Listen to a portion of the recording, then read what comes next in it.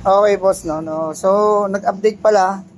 Gusto na ni Sir tong 2-in-1 na PS4. So, actually, tayo lang meron nito, no. So, ayan. Balikan to lang siya, no. Ang PS4 kasi, every lipat ng controller, every lipat, magsa-sign in ka. So, para madali, pag itong dalawa nasa kaliwa, di ba dalawa sila kaliwa? Every magpapalitan sila, magsa-sign in ka, di ba? Ang lagi nilang isa-sign is user 1 para mabilis sa user 1. So, ito pala yung controller, yung apat na to.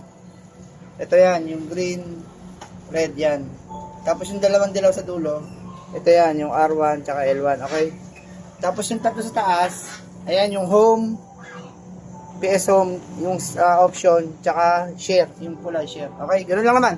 So, para madalis, every lipat magsa-sign in. So, dapat lagi sign in, itong sa kaliwa, para hindi nakakalito, user 1. So, lumipat ako, user 1 ngayon to. Di ba? Okay? So, kabila naman, sa kanan, so pag sa-sign in to, user 2 siya. Itong dalawa, laging pag magsa-sign in sila, palitan sila, basta mag-sign in silang dalawa, user 2. Ganun lang. So, ito, kunwari, di ba, naka-sign in na to. User 1, di ba? Ito, user 2 na. Pakita ko lang. Ayan, user 2 na siya. Di ba, yan, user 2 na. Okay?